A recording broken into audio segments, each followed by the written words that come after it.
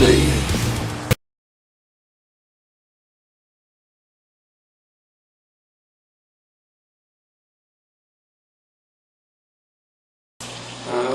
Basically, I think I would have probably been about 11 or 12 when I started, and I suppose the main reason was because at the same time Dave, my brother, started playing drums. It was just like, it was a natural thing, like, he was like, oh, I'm playing drums, so you should learn guitar so we can start a band. So that's kind of how that all sort of started. But I guess with the whole guitar playing thing, I didn't really take it too seriously for for a few years. But probably when I was about 15, that's probably when I started really getting into it, and the whole learning a bit about theory and getting some lessons and that kind of thing. And it sort of took off a bit more from there. But initially, it was like the whole, we just want to start a band and play some Metallica covers and and all that kind of thing. So yeah.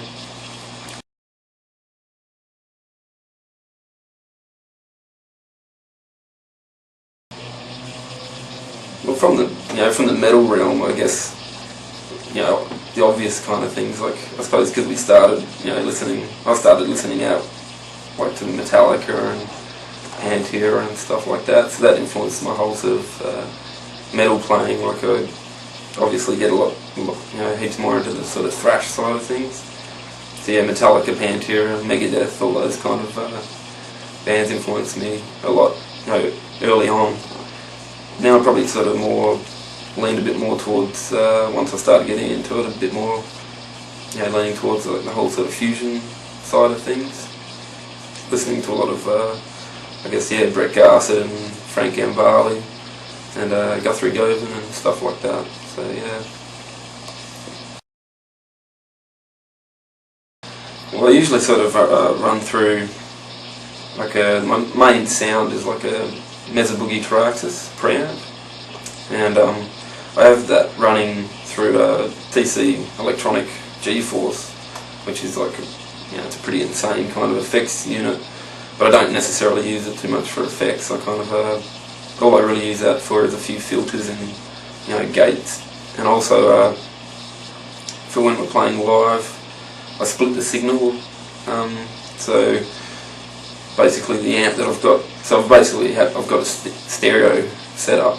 So the amp that's on my side will be like the direct guitar sound, and on the other side of the stage, the signal will be sort of delayed by about 20 milliseconds or something like that. So there's this tiny bit of delay between the two, so it gives it this kind of the illusion that there's like two guitars, I guess.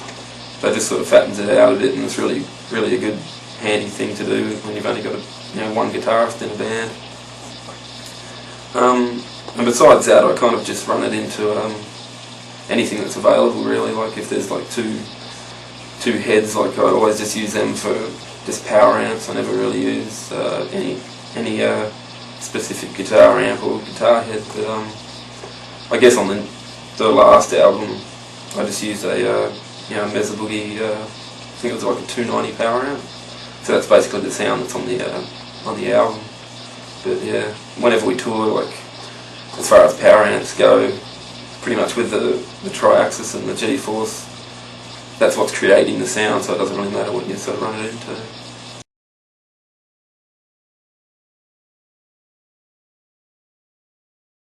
Yeah, well, it's kind of changed a bit, like, over the years. Like the first couple of albums was sort of done a lot more, it was a lot more of a sort of group effort, so like riffs were developed between me and Cam a lot more than they probably are these days. So it was like so we'll probably get together as a group, like me, Cam and Dave, to put the song together, So it was more of just like jamming out until we got some cool riffs, and just sort of slowly the songs would sort of develop that way.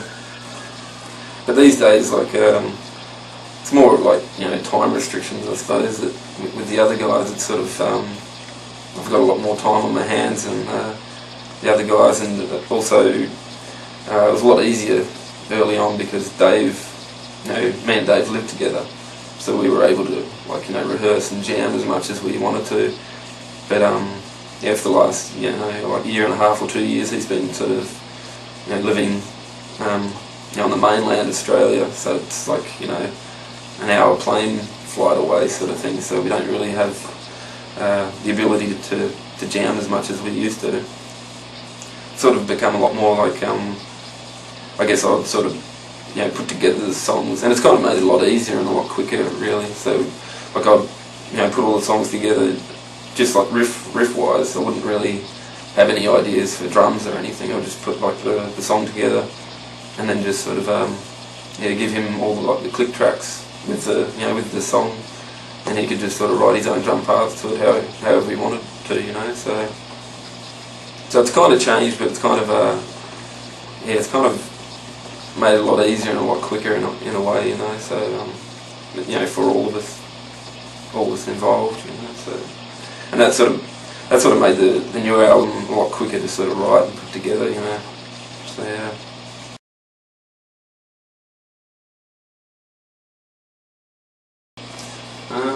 Well, I guess, like, when I started, it was sort of a case of,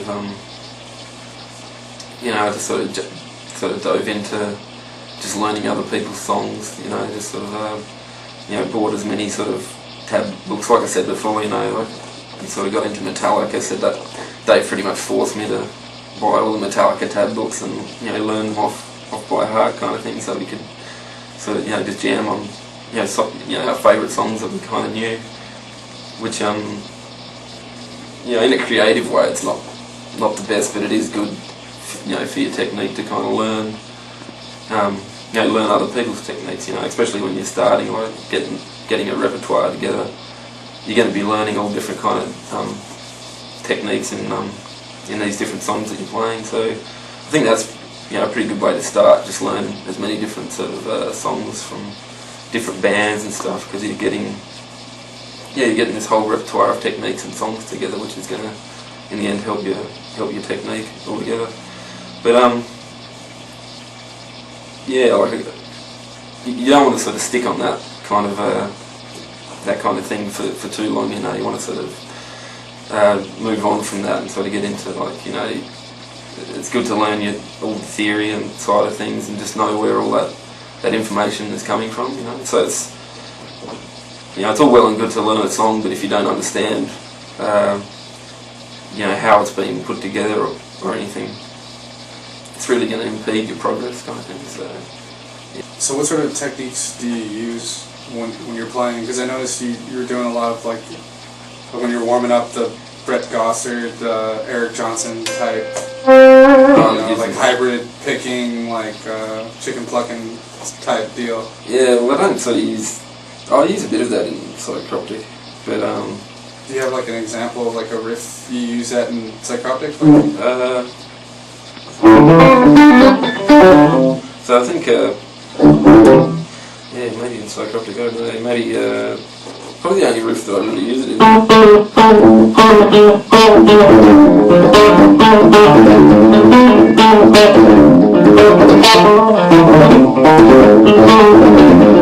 Sort of thing, you know, sort of, that's cool. But that's kind of more, I guess, you know, after sort of playing for a few years, I suppose I got sort of not lazy, but, you know, sort of learned, you know, different techniques to kind of make things easier, you know. So that was kind of like a technique that I developed just to make string skipping and stuff, you know, a lot easier.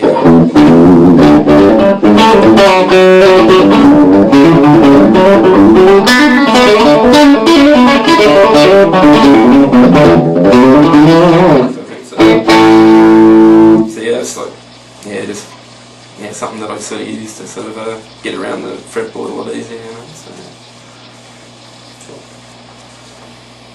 Do you guys use like, are you using any like economy picking type stuff, or just not too straight much. Alternate? Yeah, I usually use a straight alternate most of the time. A lot of the time I kind of, as much as I can, I use like downstrokes. Because we got into downstrokes, because I found that, like, you can do accents a lot easier, you know. So if you're playing, even if you're just playing like one note, it's going to make you can sort of follow like drum parts and stuff.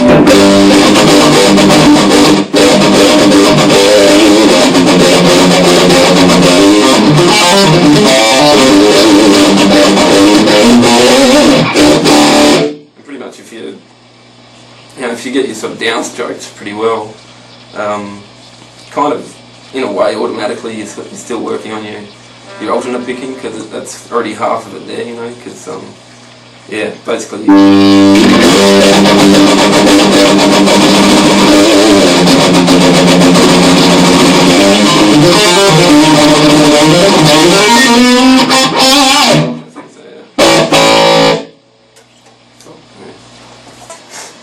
Did you want to explain, I guess, hybrid picking and what that technique is to people that don't know what it is? Yeah, well, basically what it is it's technique where you're using both your guitar pick and your fingers. So that's why it's called hybrid picking, because you're mixing two sort of techniques together, I guess.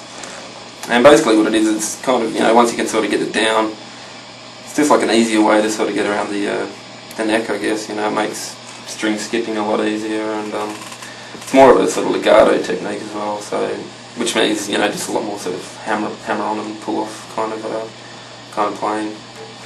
So yeah, it's kind of.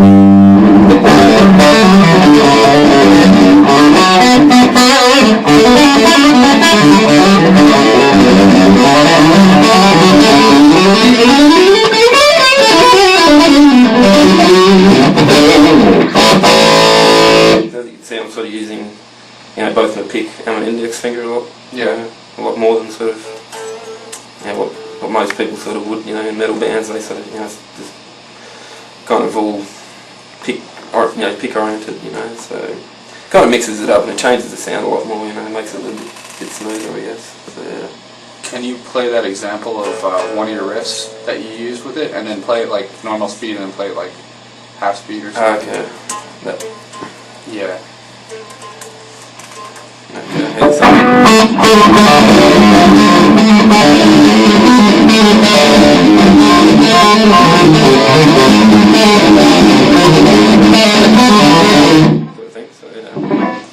So basically, what's going on there? It's if you were to play it, all with your pick, it'd probably make it a lot harder, because you'd be skipping all your strings and stuff. But because I'm playing it with the hybrid technique, I basically don't have to move this hand at all. I can just sort of leave it in position, sort of thing. So, because if I was playing it with the pick,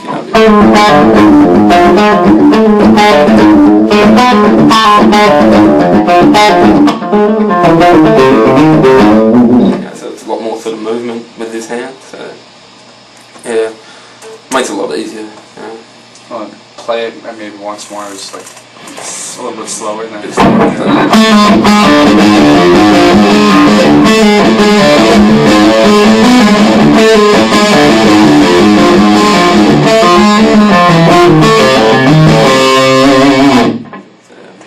What's a riff that people ask you how to play a lot? Well, there's a riff in the song Horde in Devolution. I can't remember the song now. Horde in Devolution. That it's kind of like a little bit into the song. So it's kind of.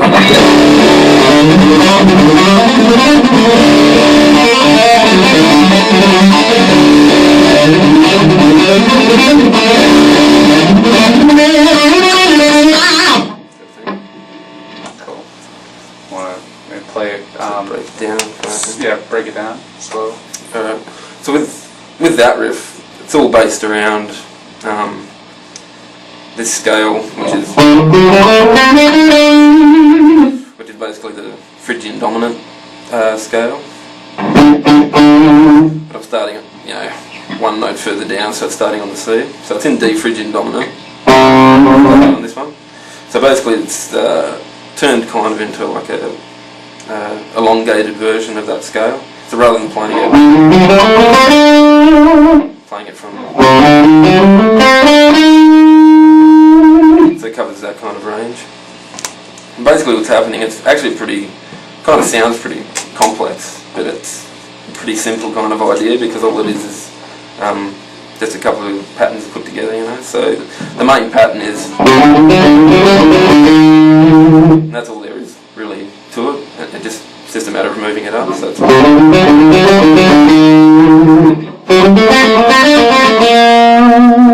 that's like the first half of the riff. So it's basically.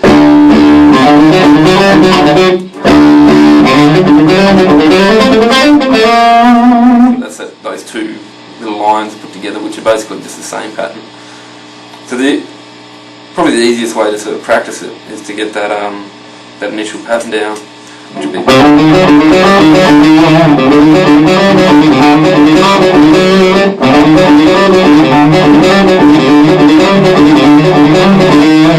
And then work on the second half.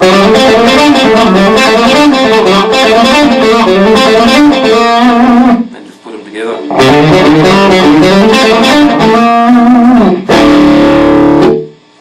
So the second half of the riff, that's just like the first part.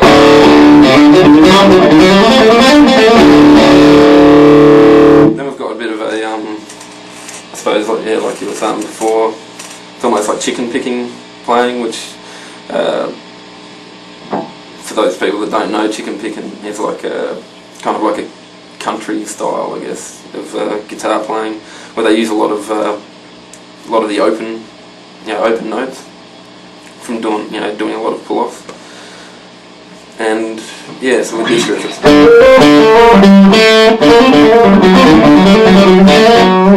you can see, there's a lot of open notes and pull-offs and hammer-ons and stuff. So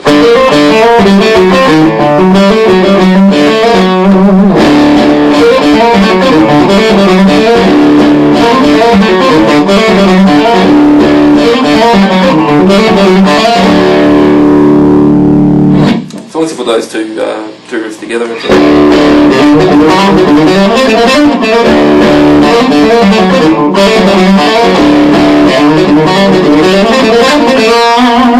we've got the last part of the riff, which is basically just like a triplet run, which goes straight up that first scale which we were talking about.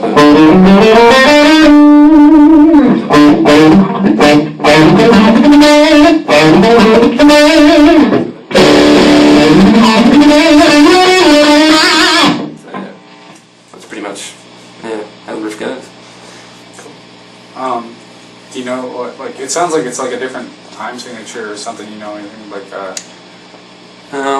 Yeah, it's still like 4/4, but it's just at like a, triplets. So I guess it could be like 3/4 or 6/8 or something like that, you know. So, when we're writing songs, we try to just think of everything as being, in 4/4, just to, because that's probably the grooviest kind of time signature. So that's basically when I'm writing riffs, I'm always just thinking of 4/4, but I mean, if you were to write it down, you could write it, 6/8 or 3/4, and it's going to work either way. But you could also just write it in 4/4 with triplets, So Is a drummer or is usually holding down like a 4/4 beat? Yeah, I mean, it's just like. So it's kind of like it's just like straight, basically. Polyrhythmic then. Yeah, kind of. Yeah, I guess so, because I mean, he's not actually following a lot of what I'm. Yeah, he's basically just doing like almost like a metronome count, I guess, because if you hear the song, there's like there's no kick drums going, except for just on the start of it, and then the rest of it's basically just the guitar. So yeah.